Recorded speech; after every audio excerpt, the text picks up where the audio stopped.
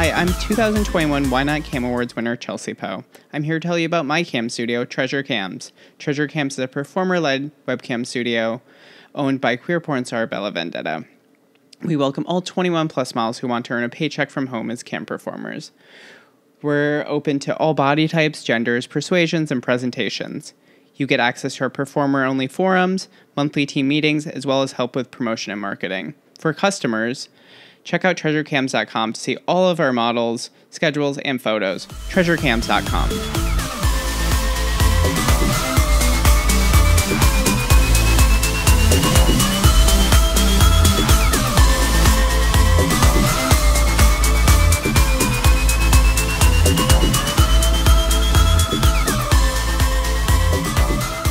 Hello, everyone. Welcome to the Performers Pod. Today, I am with Marcus Quillan. I'm so excited to talk to you. Welcome to the podcast first, Marcus. Hey, no worries. Great to be here.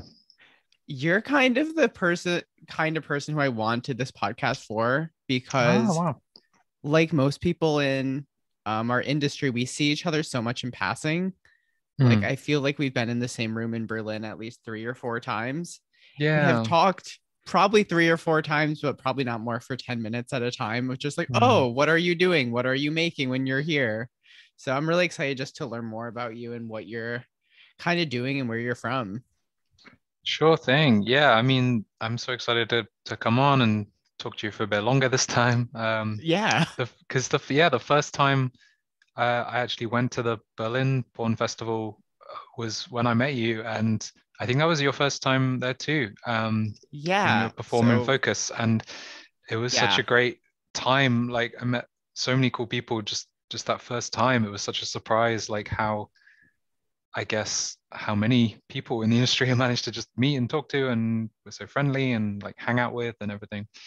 Um, so yeah, that was so great. And so obviously, yeah, I've kind of talked to you whenever I've seen you there since, and that's always been cool. Um, but yeah, so I guess I got started in porn like a little before that first festival. So it was 2017. Um, and Are I'd you, kind of been, I'm sorry. assuming you're from the UK, right? Yeah, from the UK. So I'm based in London, and yeah, I'd been working in London for a little while as an actor. I went to drama school in London, and then had an agent and did kind of a few little theatre Mm. gigs and short films and stuff. And yeah, I was starting to move into like modeling, doing a fair bit of kind of nude and fetish stuff. Um, and yeah, just kind of had always been really interested in porn and was sort of on the lookout for kind of porn video shoots, I guess, rather than Hmm. just the some of the photo shoots I'd done. And um, yeah, did a couple of content share things to start off with. And the industry in the UK is super small. Like it's not even really Yeah. an industry. It's kind of one of my bugbears actually, like just the way it gets kind of called an industry. I mean, the industry, like in inverted commas, anywhere, I guess, is super diverse in terms of like, it's never a good idea just to talk about it as this like conglomerate thing, like Hmm. it's and generalize in that way. But I mean, even less so, I feel like in places where it's just there's so few people doing stuff, or at least kind of so few companies. There's been this like content share, or rather, not even content share, but like content creator explosion Hmm. lately, obviously, which I'm sure you talked about a bunch. And um, yeah, I guess that's a whole different thing. And I'm sidetracking, but Oh no, yeah, this whole podcast is about hmm, sidetracking. So any sure. sidetrack you want to go down, as Yeah, I mean, long I as you're guess not it's relevant. directly in, as long as you're not directly insulting people, but if you do directly insult people, I'm just gonna send them your way. Okay. So you can even go for Yeah, that if you need to. sure. You can tweet at me. Yeah. No, I probably won't be doing that. Okay. Okay. Just um, leaving the door open if you need got to. yeah, no, very few people I would want to. Yeah. Anyway, but it is super small here, and so it Hmm. was kind of tough finding stuff. Although it also had, I guess, meant there was the benefit of I could meet like a lot of the sort of main people, I guess, like pretty quickly once I started looking, Yeah, I'm like because a day basically. yeah, like one event or a couple of events that I went to.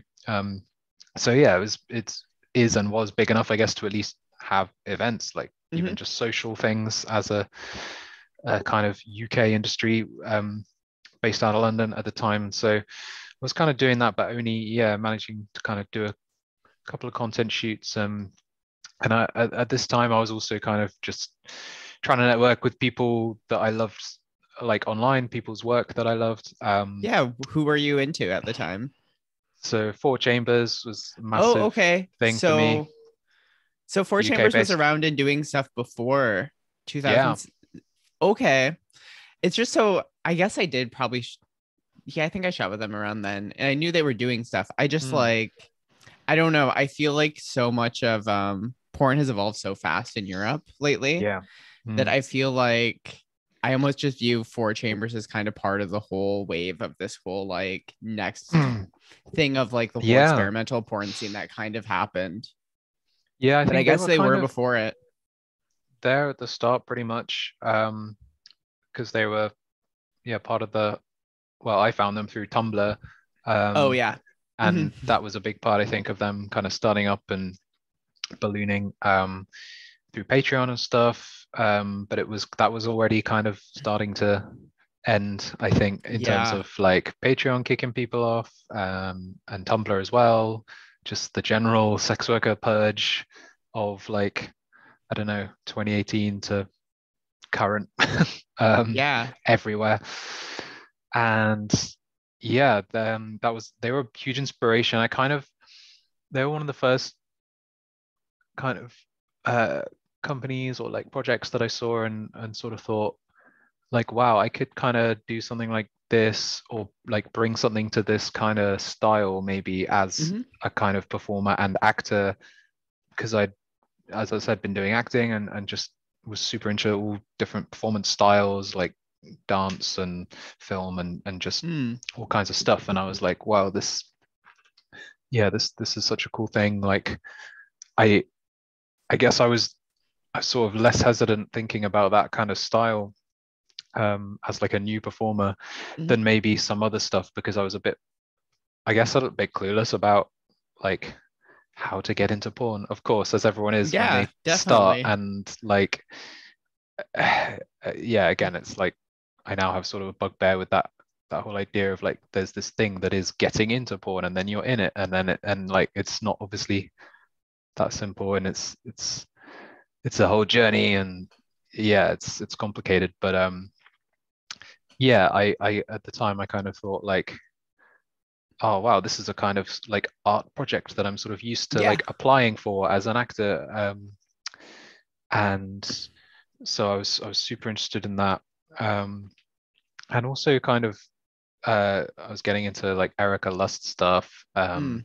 and seeing kind of all the different styles of film, I guess, that they were doing, with X Confessions, and the different guest directors, and Yeah.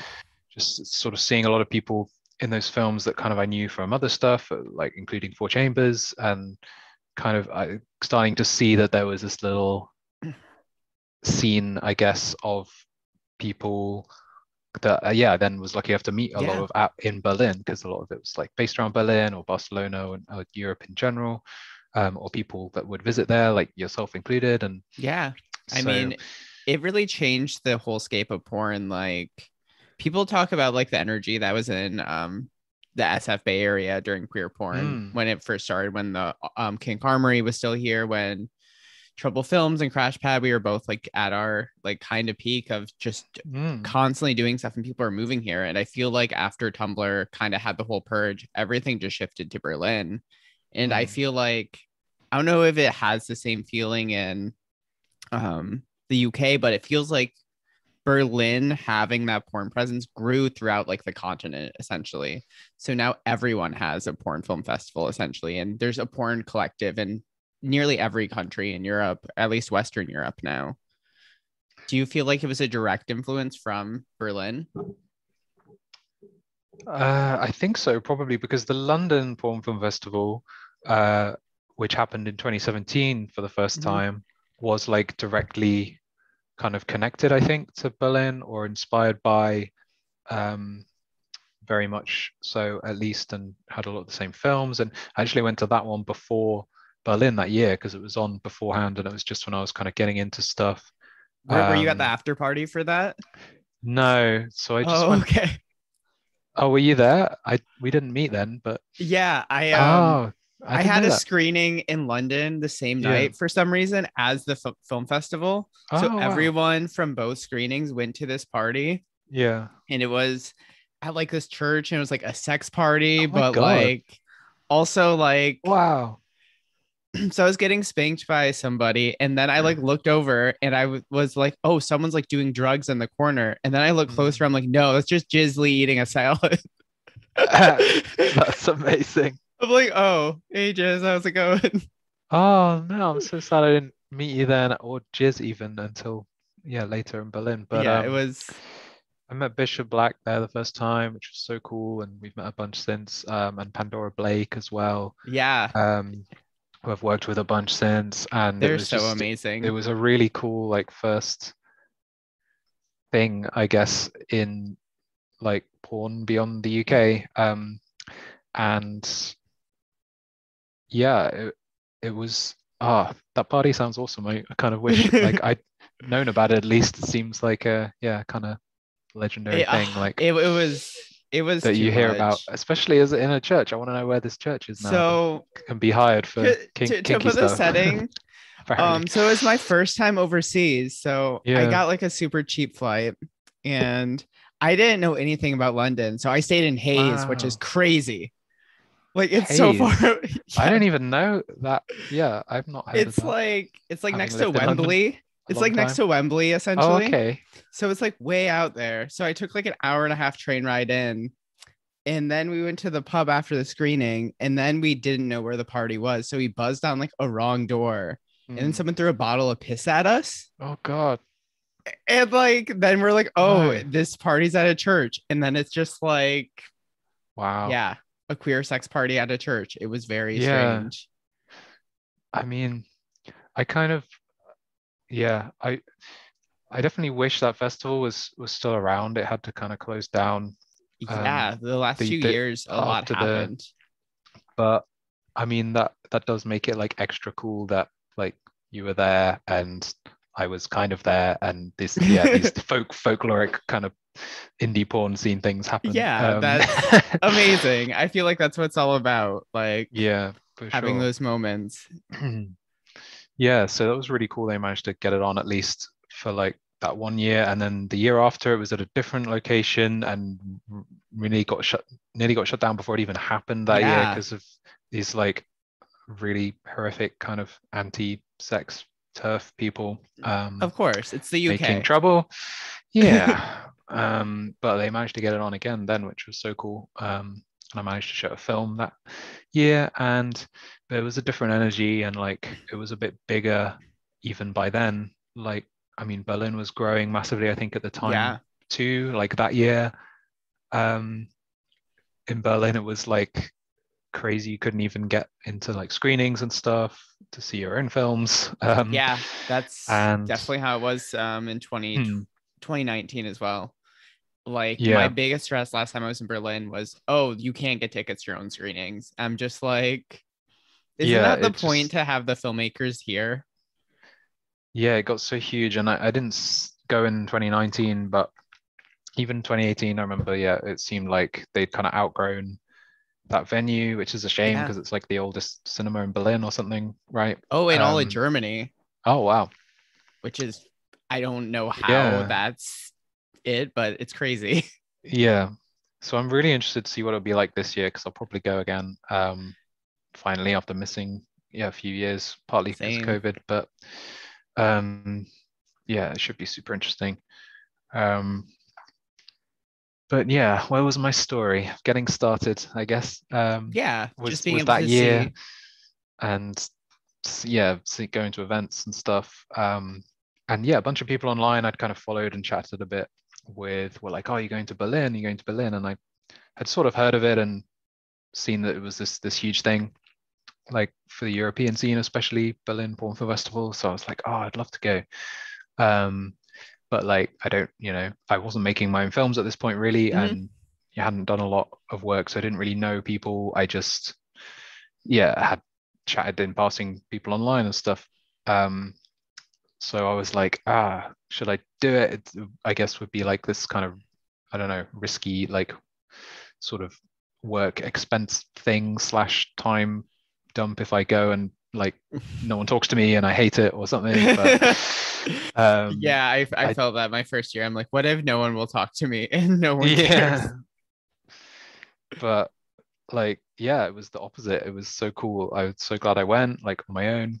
Even just um, yeah, I managed to get a cheap Airbnb and like see Berlin for the first time while doing that, which was like just a really cool, I guess, yeah, intro to Yeah, that whole scene. And at that, it was that week really that made me want to start Thousand Faces.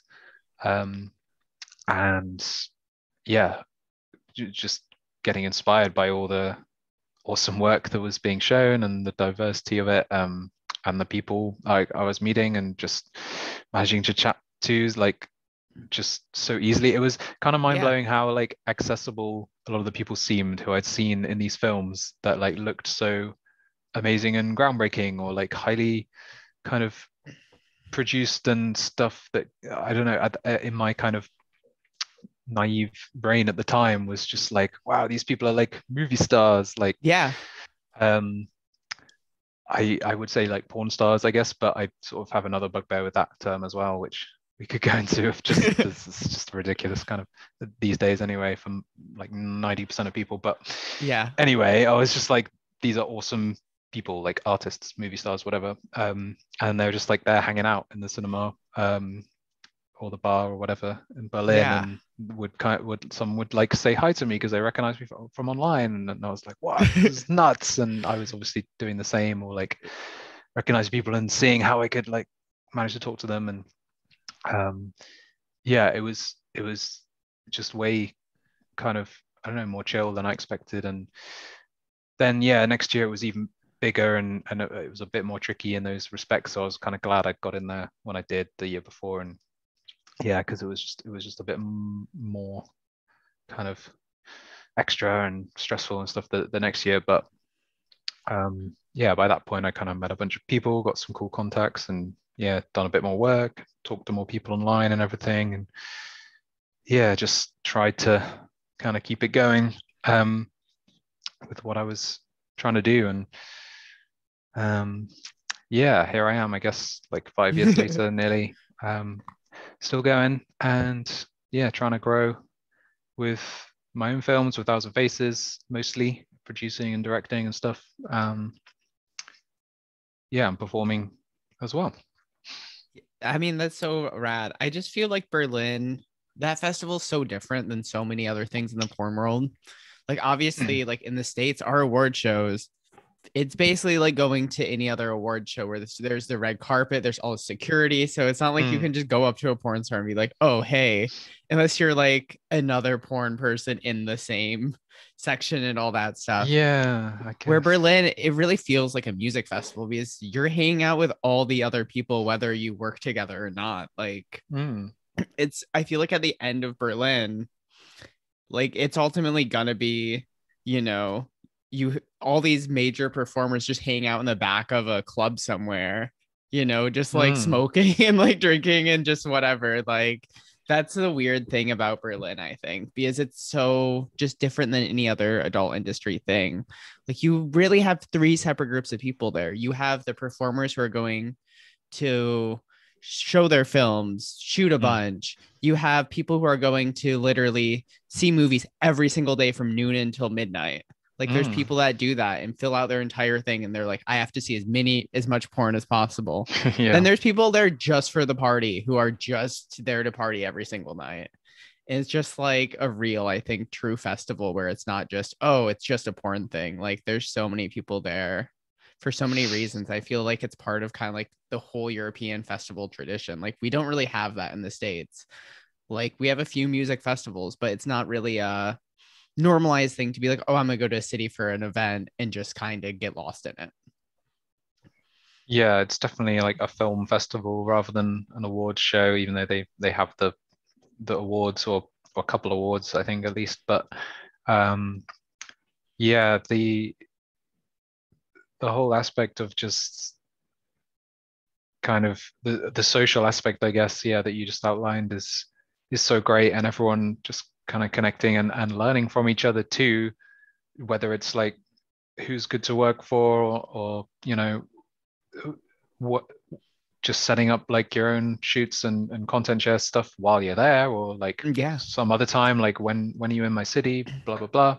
um and yeah, also meeting like the filmmakers themselves, even if they're not performers, and just being like, hey, how do I shoot a movie, like how, can I make something like what you did on my phone or whatever, and how do I Yeah. do that? And that kind of really helped me out that first time I went there, of just being able to do that.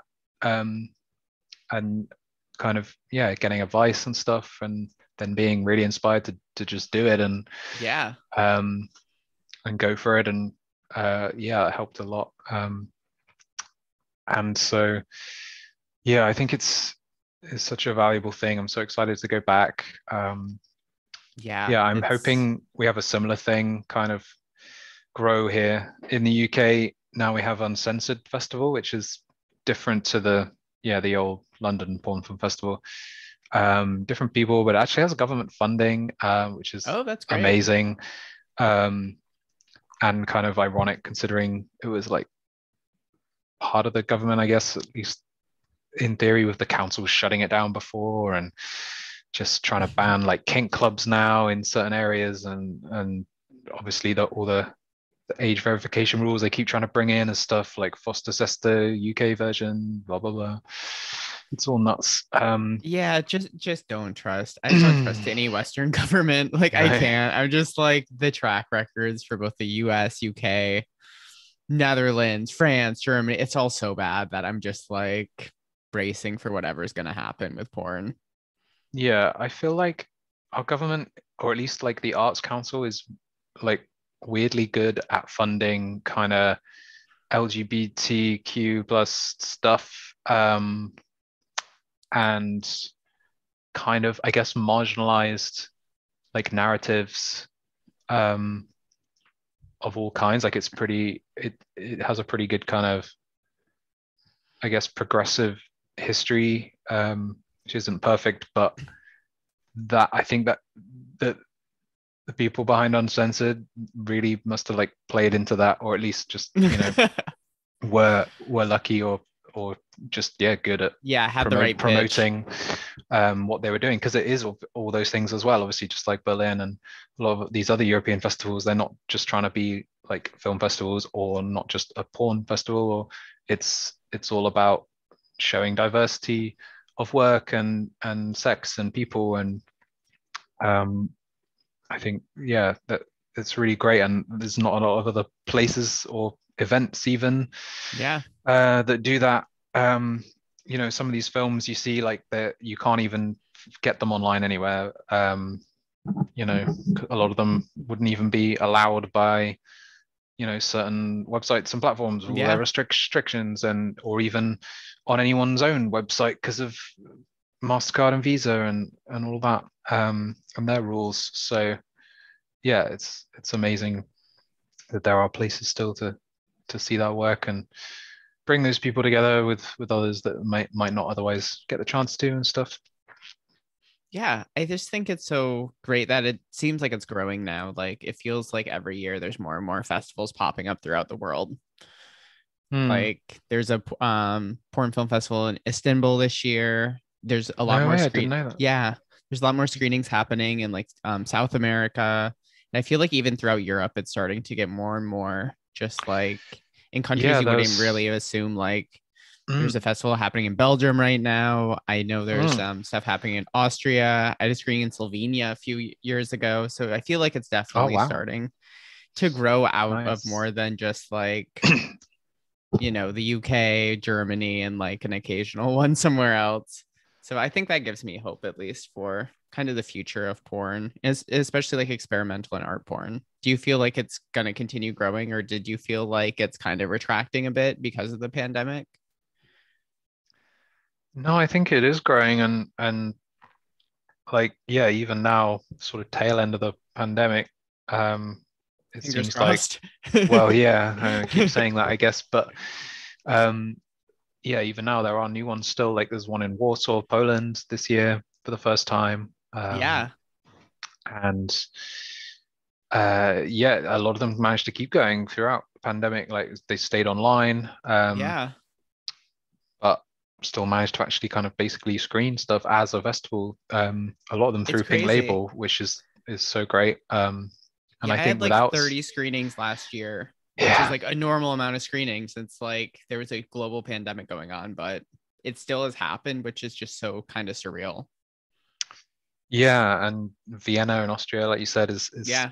doing super well now. And they have their own like streaming platform to go with it as well, Hmm. which is a really cool thing. Like I hope we kind of see more of that, like that this stuff brings rise to like more platforms and places that can just pay people for their work rather than just like show their films, and yeah, maybe pay them like a small screening fee or something, which is Yeah, that cool. would be Like very nice. um because yeah, that was part of my um or a big part of my like ignorance kind of starting out, and even being at Berlin that first time and like wanting to make my own work but not really even knowing how to monetize it at the time, or kind of thinking it was a bit outside the sort of niches that were established at the time, like ManyVids and OnlyFans. And Hmm. um, I yeah hadn't really discovered Pink Label, and that was another cool thing I discovered at that festival, but because like there isn't really another platform like it, or there wasn't at the time, where you can Hmm. kind of have your films on there like monetized as like Yeah.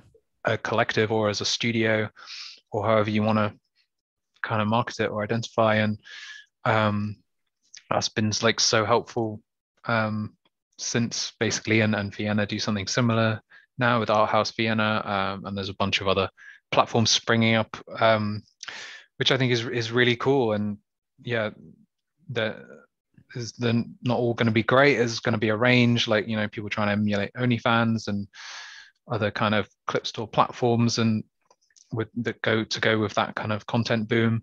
But there are also, yeah, these other ones are a bit more alternative in terms of, yeah, just their kind of marketing, and also how they kind of engage with creators and people in that way.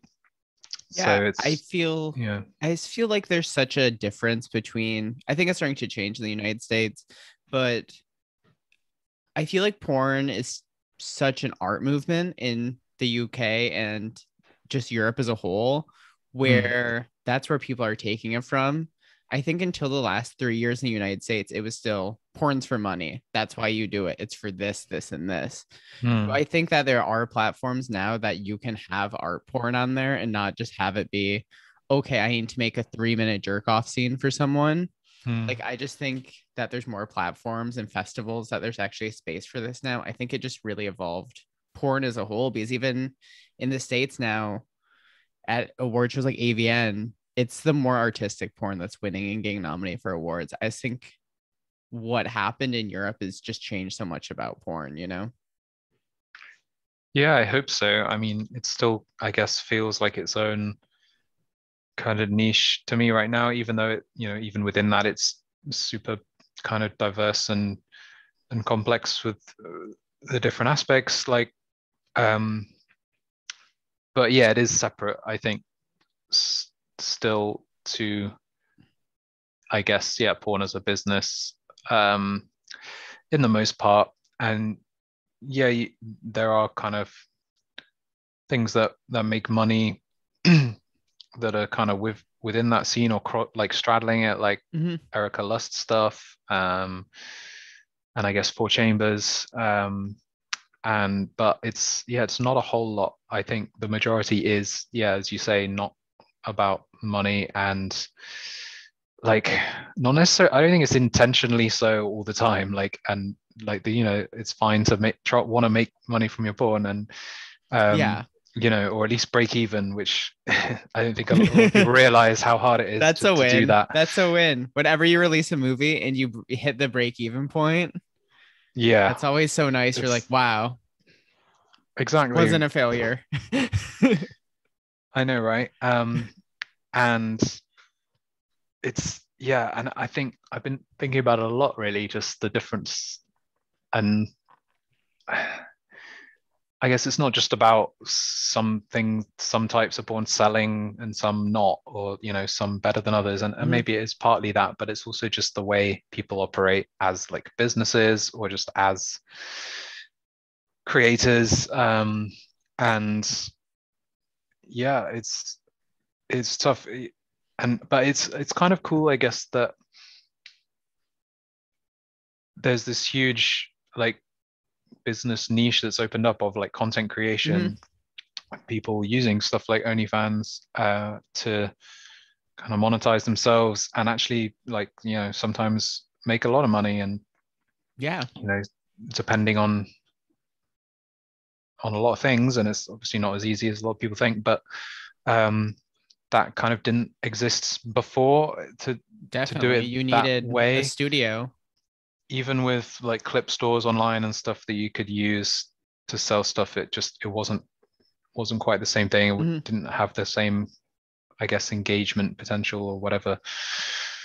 But for whatever reason, yeah, that became this huge niche, and that and that is cool. And it's weird now that kind of gets considered a lot as like part of like the porn industry, in terms of, I guess, what people think of as the industry, which Mhm. is more mainstream seeming stuff, or the stuff that makes money.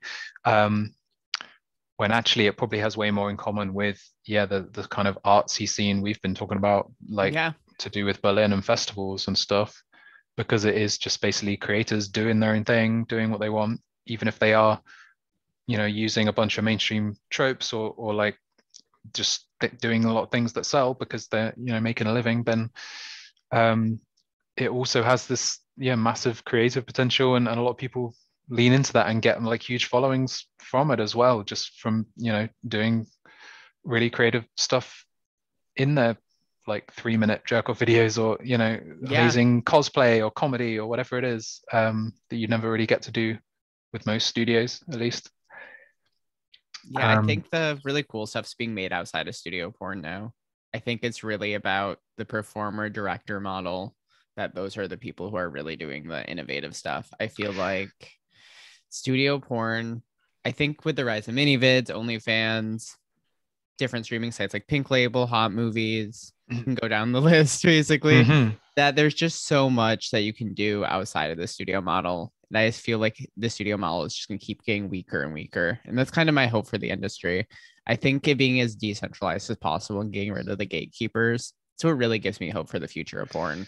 Yeah, and I hope it changes the studio model as well. I think it has already somewhat, but I think it can, like, positively influence that, because I mean, you already have Erica Lust basically building a business on like getting uh guest directors basically and guest producers, like, to kind of, yeah, do the work basically, and make this creative stuff that is, I guess, yeah, more personal to them than it would be if it was just kind of this company, I guess, making all the decisions and hiring people to make their vision like again and again, which is, I guess, the more traditional studio model. Um, so yeah, I think that would be awesome if more companies could do that, like, hire kind of more individual creators to kind of make their own thing, but be, collaborating just in terms of, yeah, enabling that, like licensing their work, or funding their shoots, and then um, showing it online. And yeah, just that, I guess, has more in common than with the individual content creator model in a way, even if, yeah, someone is kind of guest directing something and hiring other people for it. like it's, I guess, big budget content creation almost. Like that's what I love to see when you kind of know, you see something and you know it's like kind of this one person's vision, or a couple of people, and they've had help with crew and costs and whatever, but just to make it a bit more, I guess, like professional, or just, or more like, just more like, it's great to see stuff that you, yeah, because I love kind of highly produced stuff, Yeah, who where was like are it's, some of your favorite directors in, I guess, the art porn world right now? so I mean, I love Four Chambers, as I said. Vex Yeah. Ashley is doing amazing things with that still, like always has. Yeah, it's um just truly like the coolest stuff. it's kind Like of, it's on its own level. Yeah. it's like I did a scene for them and I got it back and it looked like a Nine Inch Nails video. And I'm like, this is so fucking cool. Yeah, exactly. And yeah, I just did a cool scene for Poppy Cox, who's really great. I've seen a few of their things for Erica Lust. And Poppy Cox or there's Poppy Sanchez? Poppy Cox. Oh, I really? actually love Poppy Sanchez's stuff as well. Oh, cool. I didn't know Poppy Cox was still. Yeah, so I just knew them as a performer, but they've directed a couple of things, at least things that I've seen that are What Poppy Cox is it? Because I think there are multiple Poppy Cox in porn. maybe. So I'm thinking of Poppy Cox, who is American or Canadian, I'm not sure, but living in Berlin, Oh, okay. I think. And yeah, they performed a couple of things for Are Erica they a Lust, femme? and have, yes, Femme, and Oh, okay. guest directed a couple of things now, as well.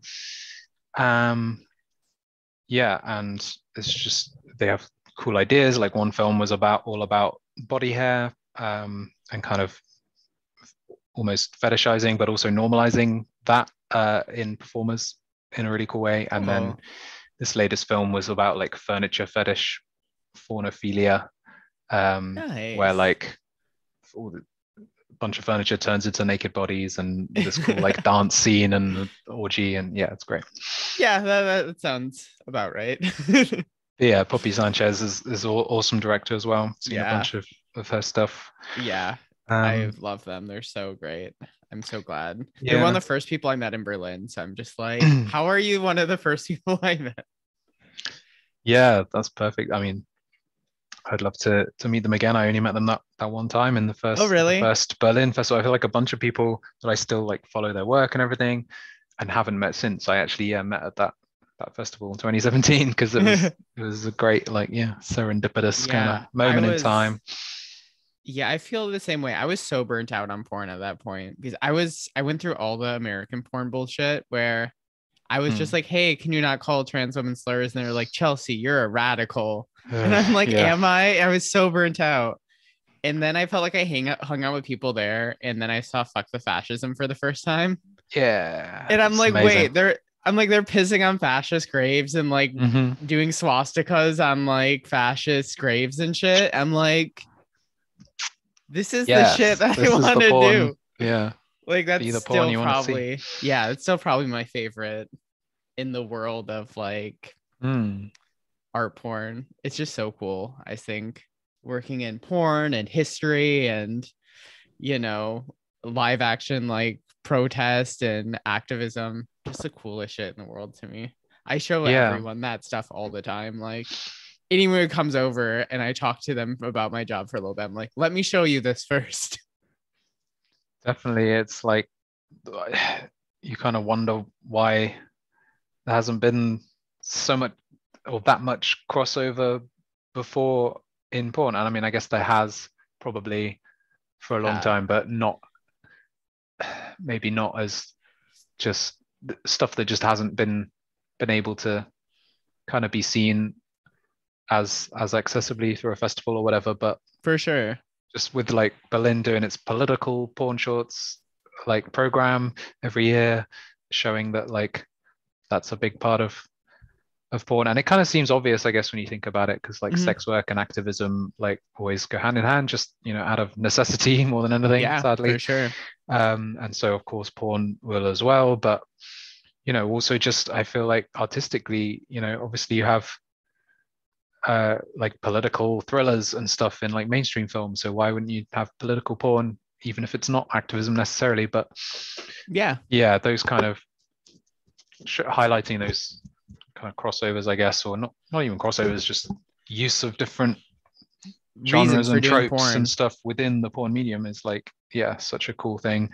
And really, yeah, opened my eyes a lot when I was Yeah. introduced to that. And yeah, I feel like I was saying something Yeah, before talking about that. Oh, 2017 just Berlin. directors and stuff. Yeah, so big fan of a few directors that, yeah, annoyingly, a lot of them will kind of just do a small number of films. It will seem like, for at least for Mhm. the platforms that I know or can access, um, because they're always working for different people, and I guess that's what good directors do, and they're going from different projects to projects. It's not Mhm. always one genre or medium. But in terms of like, yeah, consistent work, there's Four Chambers obviously, and there's a cool new kind of mini studio here in the UK called Alt Shift. Oh yeah, Um, definitely. and yeah, it's basically two people um, who have worked for a bunch of other people before, but are now making their own stuff, kind of all themselves, like shot, edited, produced, everything, which is, yeah, really similar to what I do with Thousand Faces. So it's got that, yeah, it kind of straddles that like content creator slash studio sort of model. I think they were in the same back room that we were in during all these festivals. Because I remember finding out about them I the think, last festival. yeah, I think 2019 must have been their first one, which I was actually at now I think about it. Yeah, because yeah, that's the last time I went. Um, and yeah, also they don't shoot a whole lot because yeah, they're working on other stuff and kind of freelance in that way, but still managing to kind of consistently put stuff out like I'm trying to do. Um, and they do some really cool stuff. I've performed for them, and yeah, we share a lot of the same kind of performers that we know and love, and yeah, platforms that work for us both. So kind of part of that whole scene. Um, yeah, it's tough to like, I guess, find interesting new work in that field, because I think a big part of it is money, and just, yeah, I guess they're starting to get some like mini kind of studio type things with OnlyFans and Hmm. many vids and people just doing small scale stuff, but a bit bigger than just like themselves as a brand and just filming themselves, which is cool. And I kind of have considered doing that myself, like as Thousand Faces for a while, because it's just so hard to kind of have your own website, or even just, yeah, break even by kind of appearing on these other platforms as like a studio. Hmm. Um, but yeah, it's just so nuanced, I guess, in who your customers are, and or the reach you have, and just also just time and money is always so tough to like manage in terms of, oh, is it worth it joining this other platform, or okay, what percentage do they take? And Yeah, I I'm mean, just one person or everyone's maybe two taking. people trying to, that's, yeah, such a big part of the job. And I guess that Also, are you in London? yeah, Yeah, I'm in San Francisco, so we live in like two of the most expensive cities on top of it. So I know, right? super high overhead, which adds to the fun of everything. Yeah, and so I guess that's why I'm so interested in kind of new studios and platforms that crop up, Mm, because it's like, okay, to do that, you basically need to have investment, or like, yeah, whether it's either self-funded hmm or kind of angel investors or whatever, or a bigger thing. Like these, it's it's business, right? Like I think people often think of kind of porn as like separate, maybe in the ways that some other kinds of sex work are. Um, like I don't know. I guess I'm thinking of stripping and escorting and stuff that's hmm more like individual focused. But like I think people often think of that as like extending to, what am I trying I to say? mean, in some ways it kind of does though, because like particularly in United States porn stars are almost viewed as like mini pop stars, where it's like you have Mm, your career and you have to think about your career and your body and all this stuff individually. Where I feel like in Europe, it's way more about the project. It's not about the individual that much.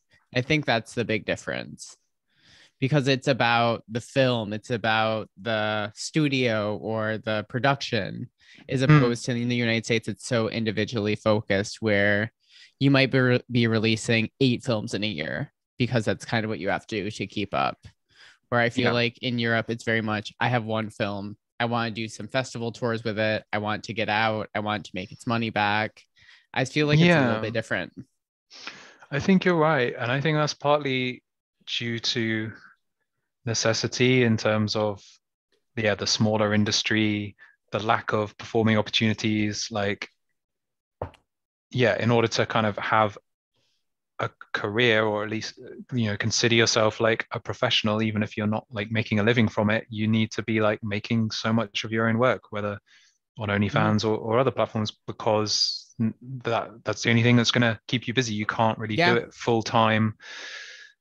Maybe in like Prague or Budapest, or one of these kind of growing, like almost like mini porn valleys, like I've heard them described, like that. It's kind of seen as they're a lot more similar to like California than the rest of Europe.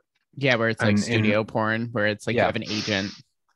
exactly. Yeah, maybe those places, but I've not really been, or I don't know too much about them. But and again, it's probably a huge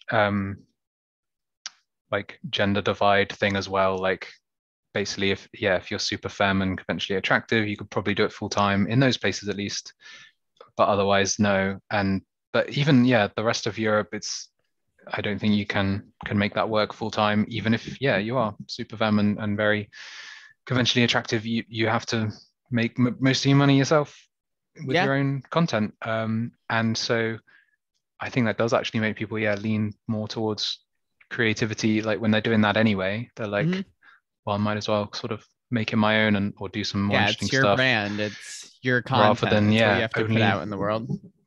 rather than trying to seem a certain way for studios or for companies that will then hire you.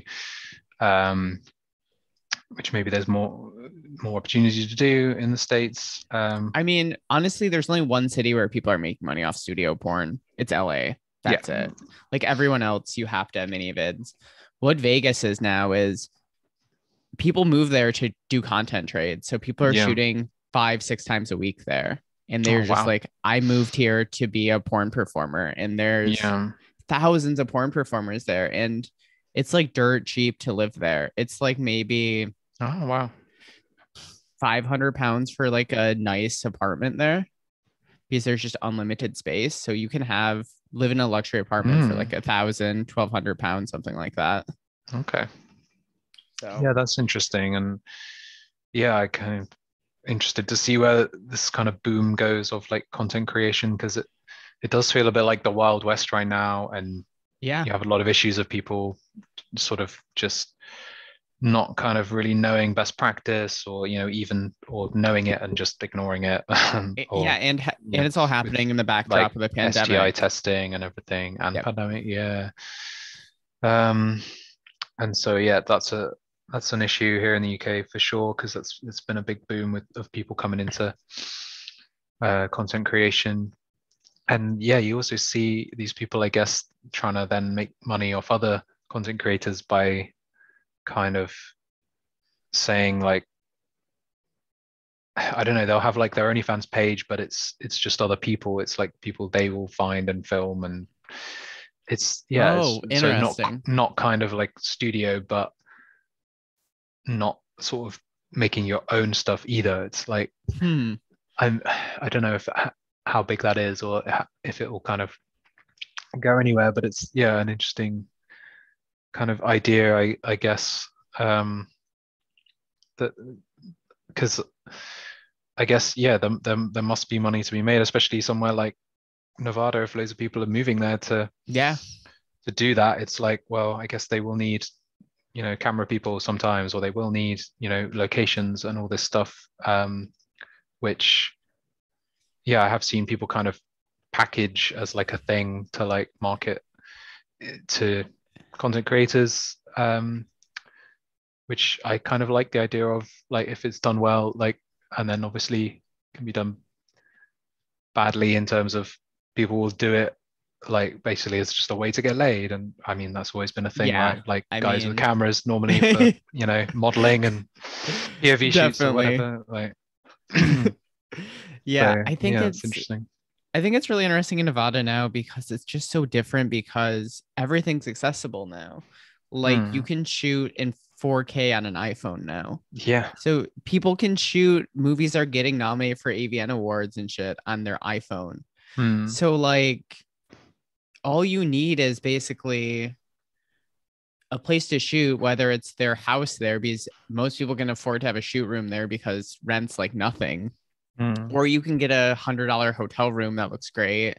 It just feels like there, it's just now you can kind of shoot anything and just continuously be making content. And I think if I was at a different point in my life, I definitely feel like I would have done that. But I I don't think yeah, want I feel that really ruining my work life balance that I feel like I figured out during the pandemic. Yeah, I feel similarly. Like there's just so many options now, and that's partly what brings in so many new people, Mm-hmm. um, because they, wouldn't have considered doing it maybe with before you could do that, or if they wouldn't have considered doing stuff maybe they thought they had to um, before that. Um, Whereas now, yeah, they see that option, like the things you just mentioned, and they're like, cool, yeah, Mm-hmm. I could do that. Let's do it. That's awesome. So you get this saturation, I think, which we've already reached, like to some extent, especially from the pandemic.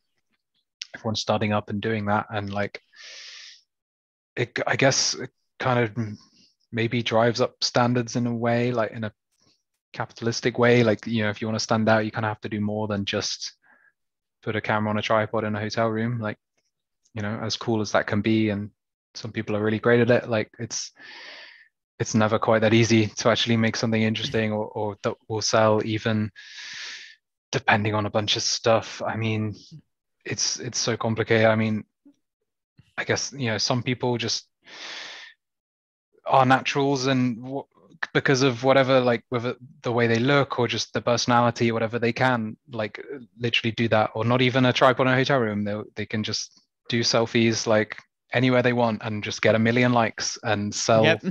a million subscriptions, and it's really fucking annoying, but like awesome for them. I guess like more power to them for sure. um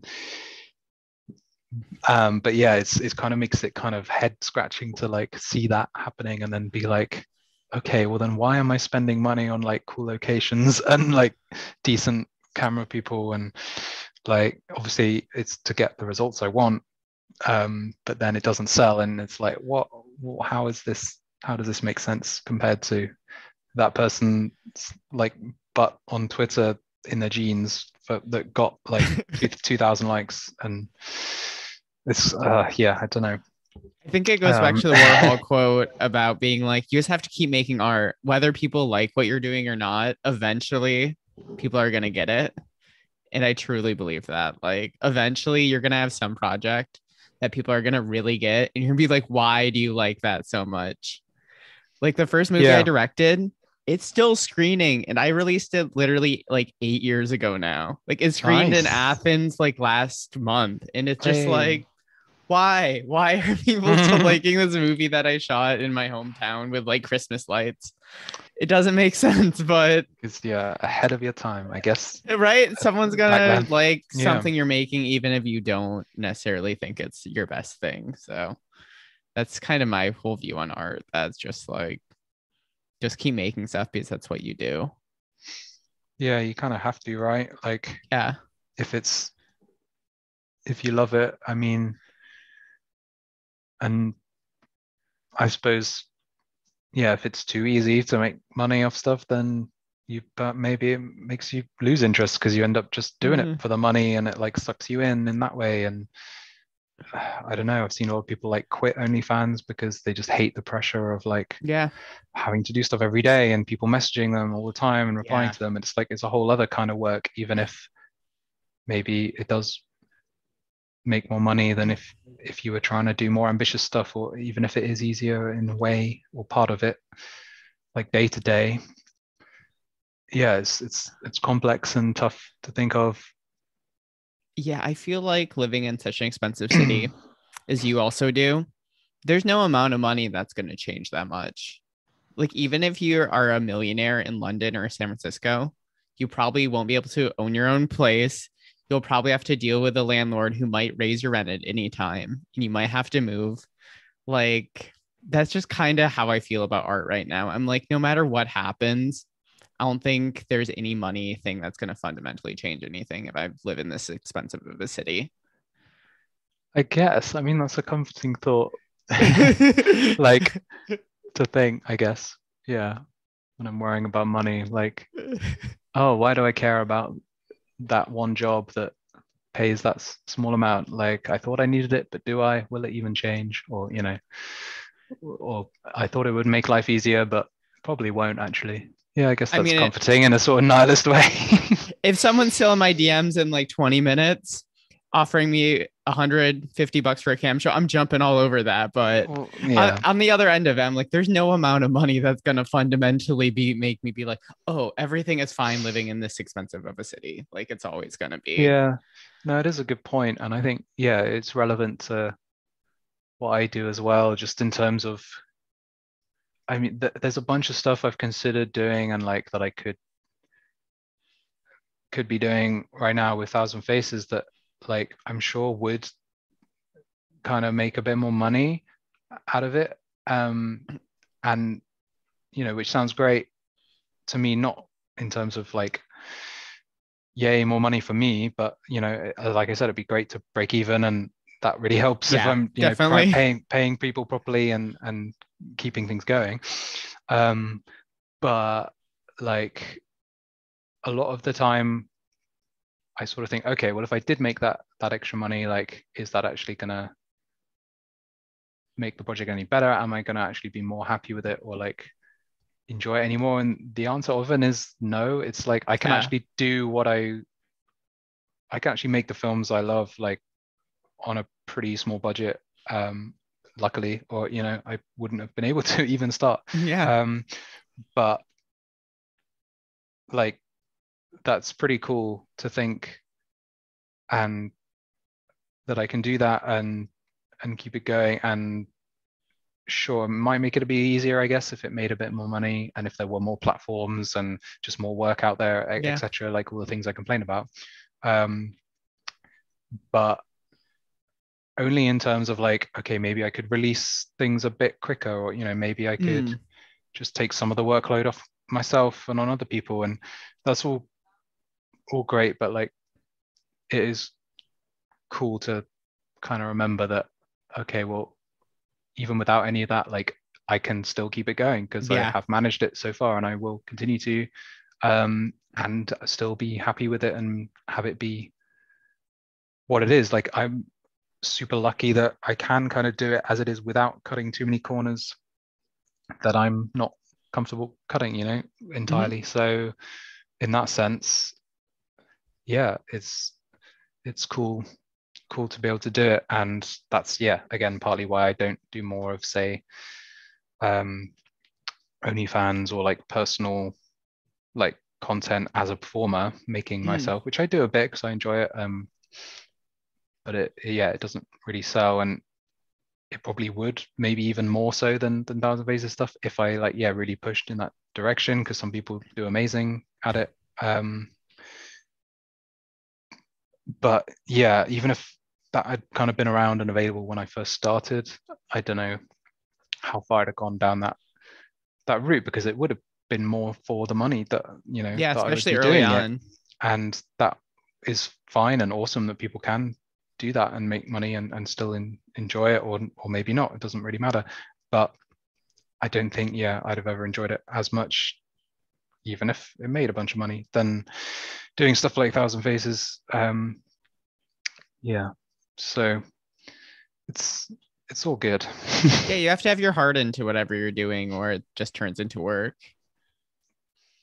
Yeah, exactly. And it's tough to remember that, I guess, all the time in under capitalism.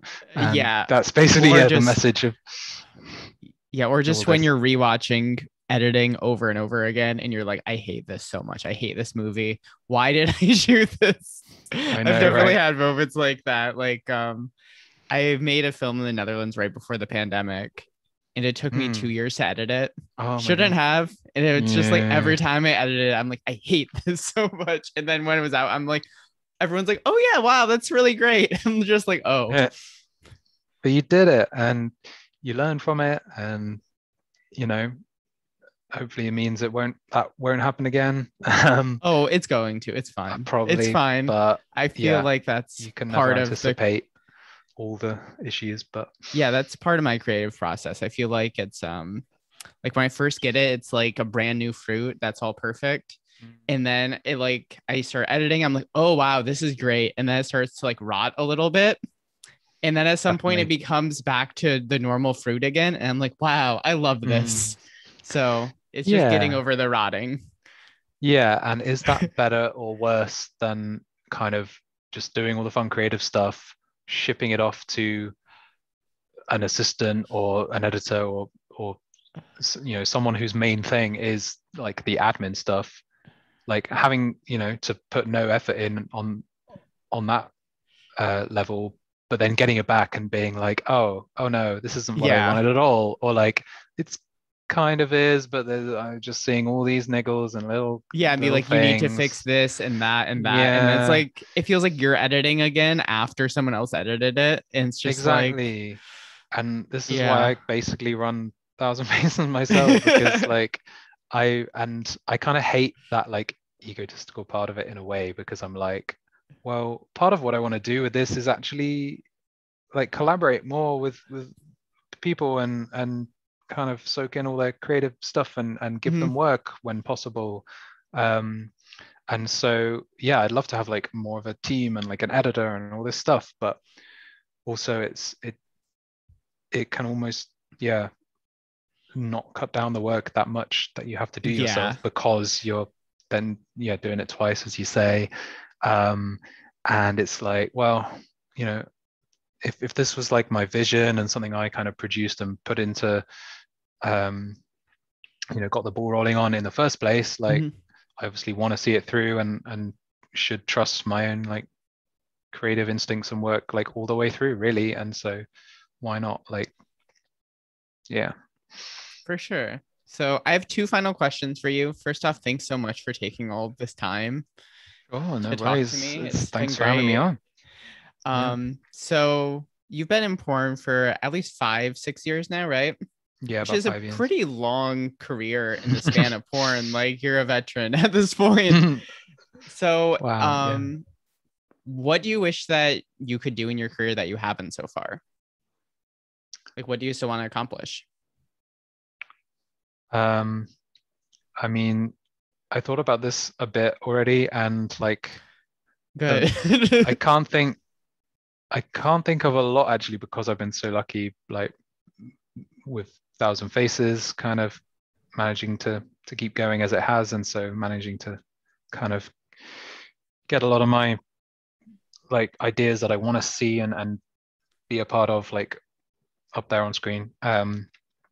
But I always wanted to perform more, and or just be mainly a performer, like even Mm, before porn, when I was just an actor, and or like, like mainstream actor, but also, doing things like dance and music. And I just always wanted to kind of perform. And so, um, yeah, it would be great to just, get more work as a performer, and kind of, I guess, raise my profile in that way. And I'm super happy with a bunch of the work I have managed to get as a performer and done already, which is cool. But yeah, to perform for some more directors I love than I have already would be so great. Performing for Four Chambers would be like the pinnacle. I could like die Oh, happy you if definitely that happened. should. That should definitely happen. I'm actually surprised it did not. I mean, I've talked to Vex a few times, and it's kind of come up briefly, but these things are that's art. You never know what's going to Yeah, happen at that's the.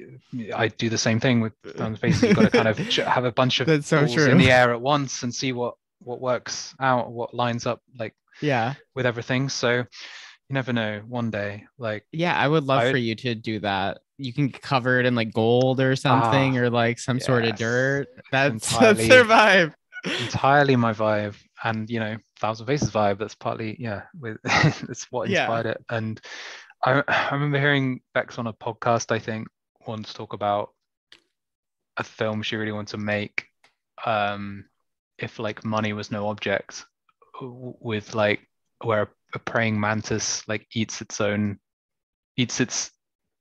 it eats its mate after having sex with it. Of course, of course. And she was like, yeah, that obviously would take a pretty huge special effects budget, but I would do that. And I always thought since then, like, oh my God, I need to like co-produce this film with Four Chambers. And I don't know if we could quite meet the budget with our combined resources, but hey, if you're listening, Vex, I will, be a praying mantis or something and That's so fund. cool. Yeah, We'll see. I shot with them, and there was like a bootlicking part of the scene.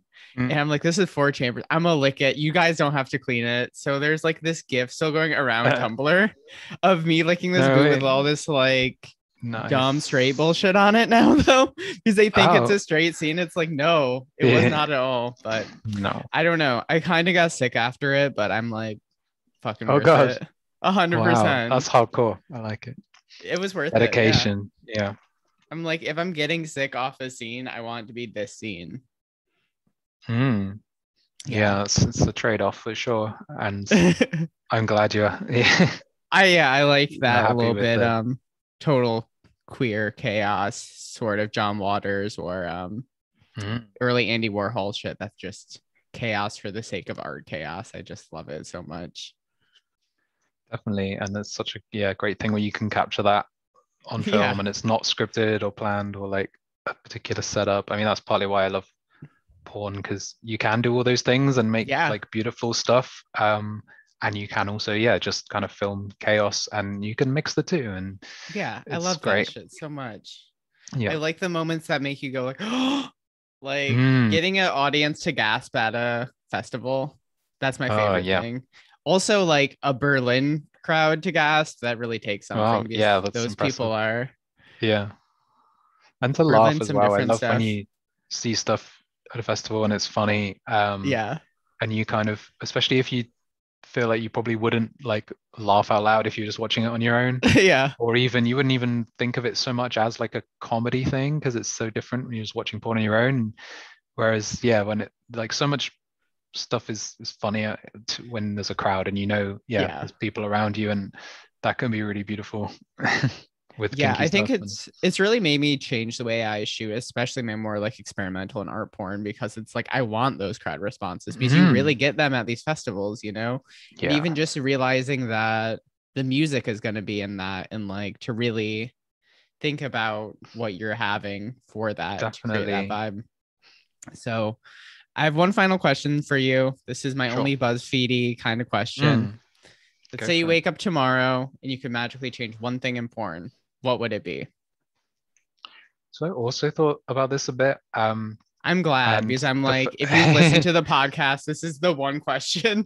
So, and that, like, I can't really get past the first thing I thought of, even though, yeah, I can probably think of like loads more like crazy or interesting or noble things, but like I've just always wanted there to be more work out there. Like there's just, especially in the UK, so little work, It, and it's a as a very small to get scene. as a performer, and like like even if that just means a bunch of it is crap, like because obviously a bunch of it is crap already. Like that's just going to be the same in any industry and whatever it is. Um, but like that doesn't matter. It's just that there's more there Just and want more to porn choose from, everywhere.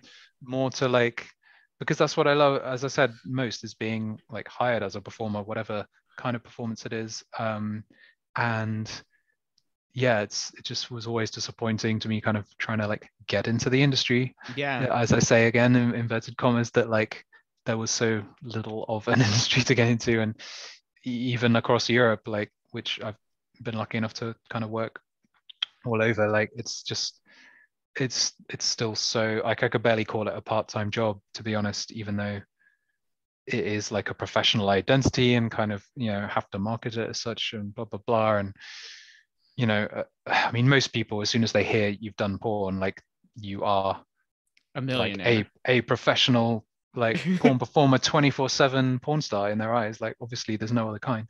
So it's which I'm not saying I want that as like a reality for anyone that does porn, but it's like it would be nice to, yeah, even be able to have it as like a semi-dependable part-time job, which it just isn't. I don't think anywhere outside of LA, as you say, or maybe I I Prague or something. think I think there's a lot of people who make it a full-time job, but I just think they're in usually the cities that you can afford rent for cheap. Mm. Like I feel like if I move back home, I'm from a really small town in Michigan named Holland. I could be a baller there right now. Mm. Like absolutely balling right now. But when you live in these expensive cities, I feel like it kind of makes it near impossible. Like Yep. I'm I'm making a living and all, but by Bay Area standards, unless you're literally a millionaire, you don't Yeah, have and you money do a bunch of essentially. stuff to do that right, like marketing your own work, shooting your own stuff, Yeah, it's and camming and everything all everything. the So, time. which, yeah, I think, yeah, you can do that if you do a bunch of everything. You Yeah. you can do it full time, anywhere almost probably, but it just limits what you what you have to prioritize, I guess, Yeah. if you're trying to do it full time to make a living. And it's, yeah, even if it wasn't enough for that, just to have more kind of, yeah, employment opportunities, I guess I'd say. And Hmm. that goes for like all creative things, really, to be honest, not just porn. Like Yeah. I couldn't do it just as a mainstream actor either, despite like the advantages I had and being in London and everything. It's just not, there just isn't enough, like, relative to the amount of people doing it. And important, there aren't even that many people doing it Yeah. on like a studio level anyway. I'm I think so much is just the entertainment industry as a whole that like to make it, Yeah. even if you're making it, I think people think it's a lot more glamorous than it is. Yeah, and they assume things like it,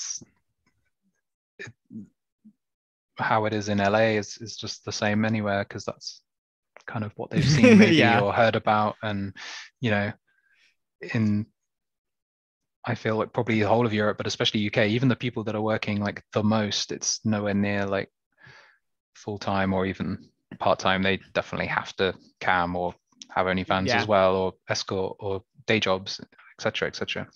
Um, yeah, just like most jobbing actors or directors or dancers or whoever, really. Yeah. I feel like the UK porn scene reminds me a lot of the East Coast of the United States. There's very few Okay. people. You have a few very known people who live there and still occasionally make stuff there. But for the most part, no one really knows what's going on. I'm assuming when you tell people in London you're a porn star, it's, oh, there's porn here. I don't know. I mean, people think of like British porn as this big thing, but I think that's probably only like because they assume it's this big kink or something, or like, I don't know. It's sort of, I think people assume that it is, yeah, everywhere, and that, yeah, it's just ubiquitous everywhere. Like it's this huge thing, Hmm. and these huge companies, and just loads going on all the time, and like underground or whatever. But yeah, it's Yeah, there's a varies handful so of you much, guys. I guess, depending on how, yeah, depending on your like relation to the industry. And it's getting a bit more transparent, I think, now with the rise of kink, especially in the UK or London, especially, like a bunch more kind of kink parties and events and socials going on. And that scene is really growing. And so that's kind of going hand in hand a lot of the time with sex work and sex workers, and especially on social media. And that's really cool. So people are getting a lot more, I guess, educated on things, but it's, yeah, the industry itself isn't growing the same rate at all. Only, yeah, the amount of people kind of wanting to do it, or to that are on OnlyFans and stuff. So Well, here's to hoping the industry keeps yeah, growing after the exactly. pandemic and it keeps getting bigger. But I had such a great time talking to you. Where can everyone find you on social media? You too. Thanks so much again for having me on. So I am Marcus underscore Quillan. It's QUILLAN on Twitter and Instagram as well. And I'm also at Thousand Faces X on Twitter for my kind of studio porn project thing. And that's on Instagram as Thousand Faces Films. And the website is thousandfacesfilms.com. Which, yeah, has a bunch of free previews, and you can sign up to the newsletter for free and stuff. So yeah, do check that out.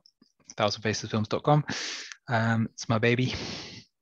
And hopefully see your films in festivals around Europe this next year. Yeah, hope so. I have one showing at Cinekink actually, in which I Oh, think cool. is New York, Yeah, it's on the Lower East Side.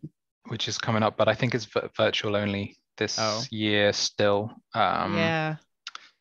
But I have a bunch of at Vienna as well coming up, and Shout out hopefully, Austria. yeah, hopefully Warsaw as well in Poland, the very new Same. one, Yeah, which we'll looks see. very cool. Hopefully, we're both in the Poland one. We will Yeah, see. Well, thank you so much again. Bye, everyone. thank you. Bye bye.